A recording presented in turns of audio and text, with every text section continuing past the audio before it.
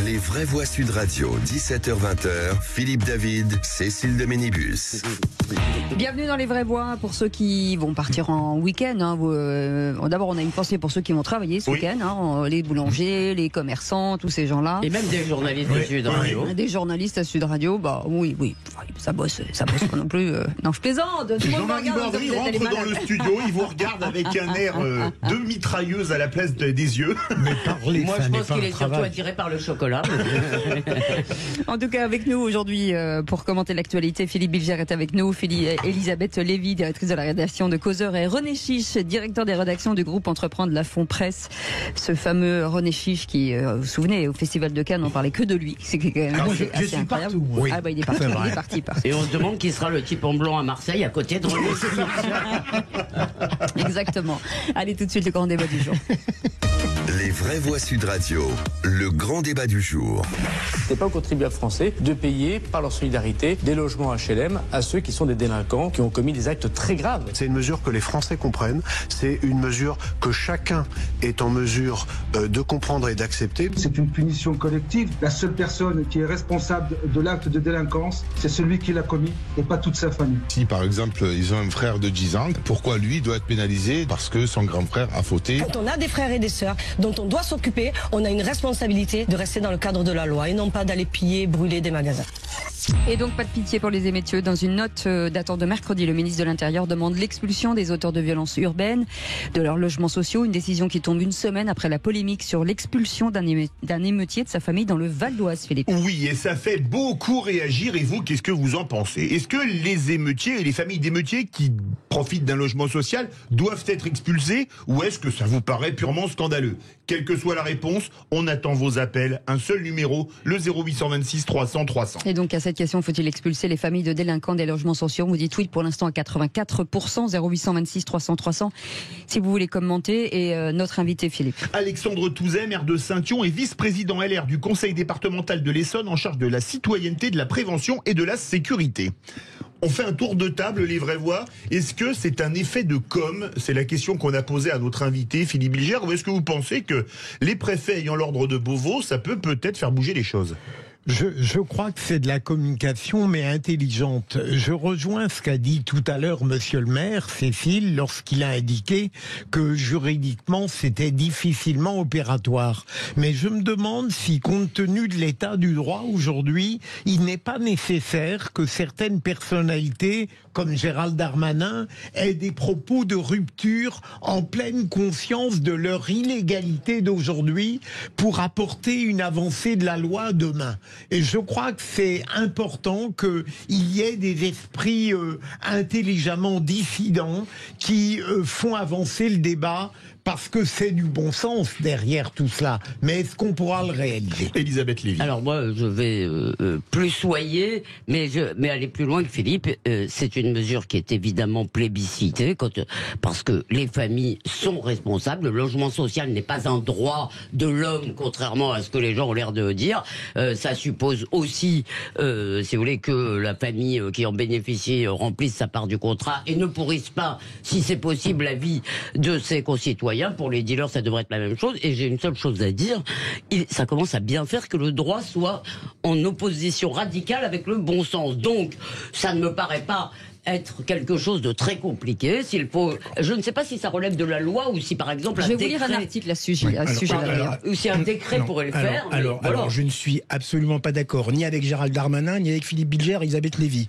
Excusez-moi, mais en France, la justice, c'est d'abord quelque chose d'individualisé. C'est-à-dire que si il y a quelqu'un qui commet une faute, en l'occurrence là c'est un émeutier, que ce soit un malfaiteur, un délinquant, un émeutier, eh bien c'est à la justice. Alors attendez, j'ai pas fini. C'est à la justice qui doit d'abord il doit être appréhendé, il doit être jugé, et il doit être ensuite puni.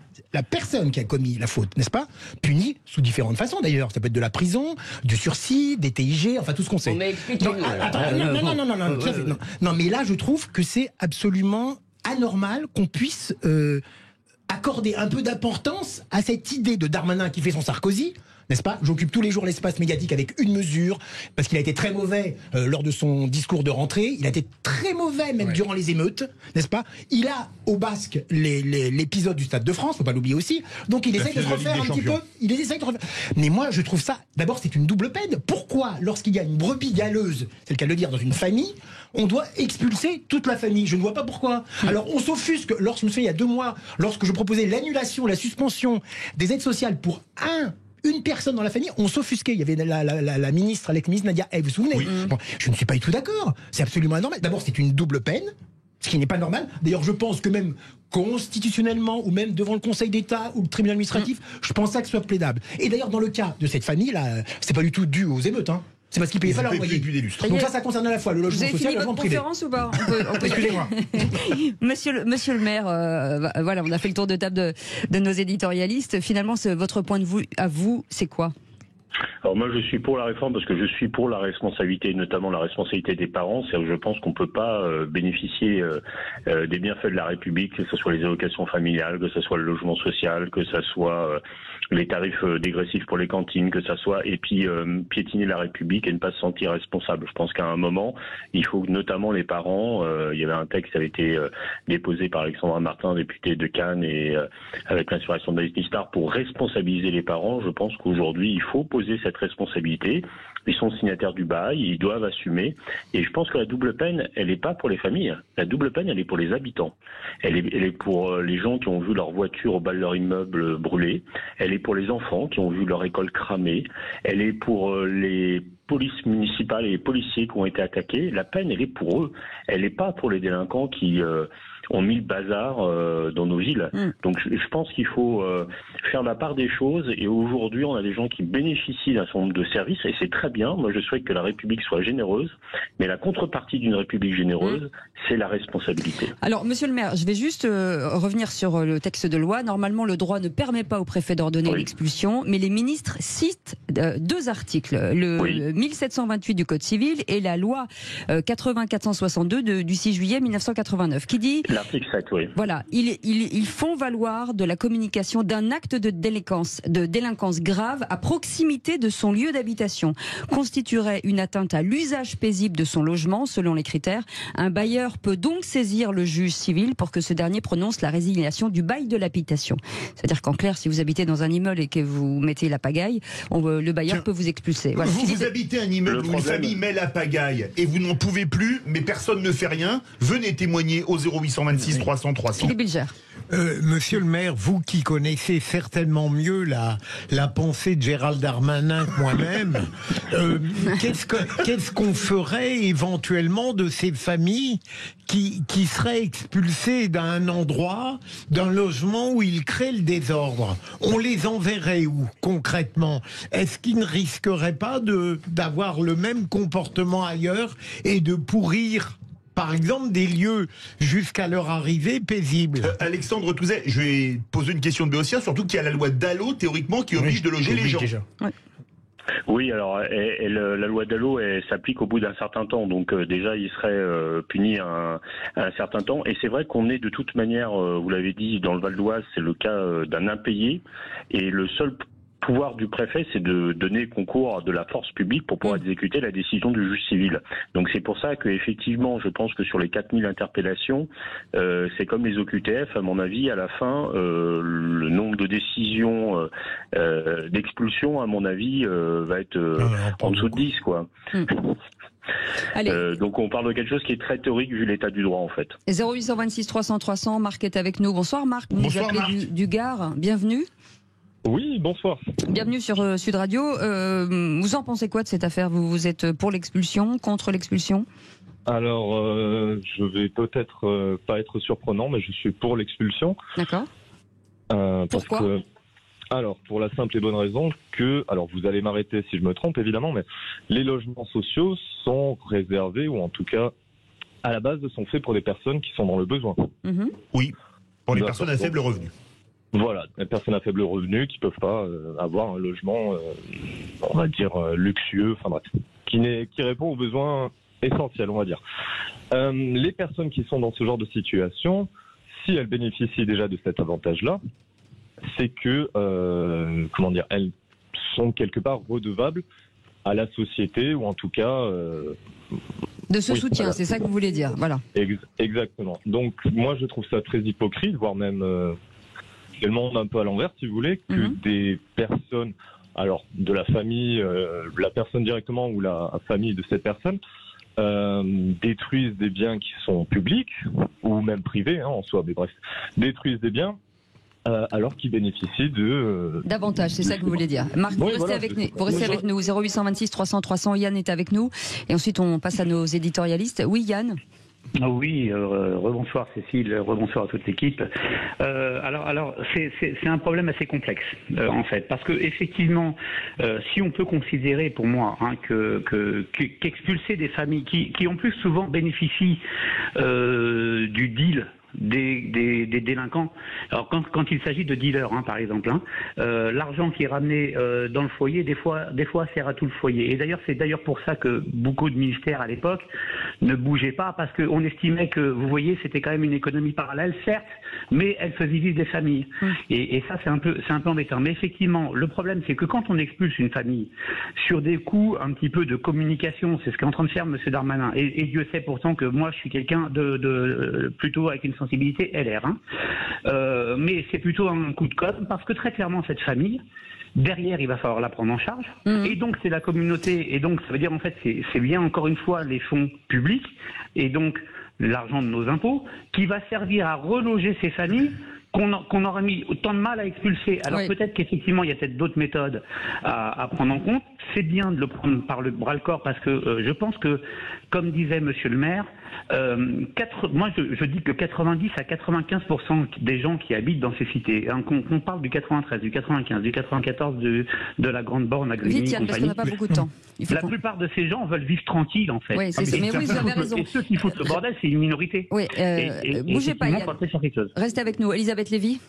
Non, moi je voulais quand même répondre à René, parce que c'est vrai que c'est la seule véritable objection.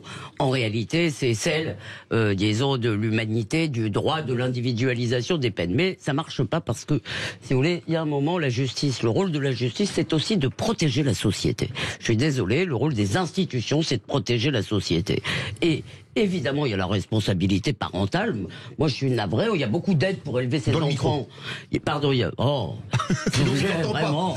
Il y a beaucoup d'aides pour élever ses enfants dans notre pays. Donc, moi, j'en ai assez, si vous voulez, de cette idée. Ah, c'est pas de notre faute, on n'y peut rien. Si tu peux rien, fais pas d'enfants. Voilà, je veux dire, c'est simple. Il y en a, mais il y en a assez des gens qui se défaussent sur la France pour tout, si vous voulez, et qui après n'assument jamais la moindre. Je comprends ce que vous dites, Elisabeth, mais là, je crois qu'on a un peu mélangé tout, là.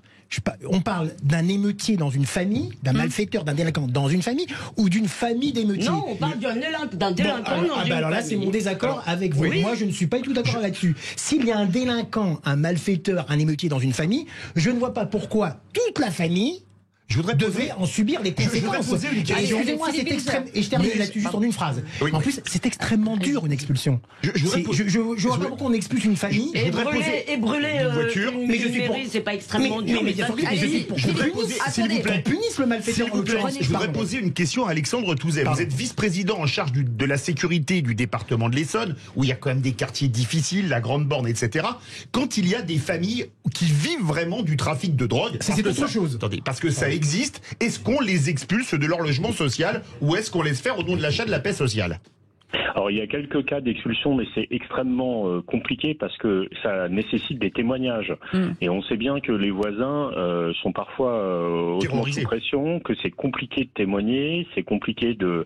Donc la loi est effectivement très compliquée, mais au-delà du logement, je pense que la vraie question, c'est la responsabilité pécuniaire des parents, parce que là on voit bien que sur les 2508 bâtiments publics ou privés qui ont été dégradés ou brûlés, combien vont être à la charge du contribuable directement ou indirectement? Oui, mais vous adressez à des familles qui ne sont pas solvables. On peut peut-être déjà regarder si elles le sont un petit peu. Et je pense que il y aurait même un petit prélèvement sur salaire. On sait bien le faire pour d'autres familles. Et puis je pense que c'est sur tous ces points-là qu'il faut agir. Et d'abord la responsabilité pénale, effectivement, des mineurs, la responsabilité par ricochet des parents qu'on refuse d'introduire par angélisme. Mais monsieur le maire, Monsieur le maire, en fait, la seule chose qui vaille en dehors des principes, c'est de savoir si ce sera dissuasif, si des parents vont se dire, bon, on va peut-être tenir nos mômes aussi à cause de ça, si des mômes... Non mais, c'est aussi une... préventif. Une donnée à prendre en compte. Et juste pour terminer avec vous, excusez-moi, le problème c'est que les mineurs, ils ne sont pas condamnés. C'est des mômes de 12, 13 et 14 ans qui ont cassé. On vous entend pas, c'est pas dans le micro. Alexandre Touzet, est-ce que ça peut être dissuasif, cette excellente question d'Elisabeth Lévy? Une autre question à poser à monsieur le maire. Je pense que on voit bien qu'il y a un rapport de force et on voit bien, c'était vrai ce qui a été dit sur le trafic, c'est-à-dire qu'il y a du trafic qui fait vivre toute la famille et donc les parents ferment les yeux. Moi, je pense que on manque d'autorité et que l'autorité ça marche. Ouais. Je pense pas que les gens soient inconscients quand il y a des cas, quand on marque l'autorité et on rétablit et on donne aussi à l'ensemble du quartier le sentiment qu'on s'occupe d'eux. Il y a des parents qui sont en perte d'autorité depuis des années qui ne retrouveront jamais. Court, Moi, un mot très court. Si on suit cette logique, donc dès qu'il y aura un délinquant dans une famille, donc toutes les familles vont être expulsées. Si ça fait jurisprudence, ça va être le cas. Mais vous imaginez la situation? Non, mais franchement, René, là, vous délirez. Mais c'est aussi la logique. C'est ça, la logique. Vous laissez croire qu'il y a une cloison étanche entre l'émeutier et la famille. Il y a des liens très forts. La famille complice très souvent. Ah ben non, vous pouvez pas affirmer ça comme ça, cher Philippe. Non, vous pouvez pas l'affirmer. Merci beaucoup. C'est très chaud dans le studio. J'ai l'impression qu'ils veulent expulser René Chiche. Merci beaucoup, Alexandre. Non, et en plus j'avais des chocolats. Merci à vous et très bonne soirée. Merci Alexandre Touzet. Maire de Saint-Yon bonne soirée. et vice-président LR du Conseil départemental de l'Essonne en charge de la citoyenneté, de la prévention et de la sécurité.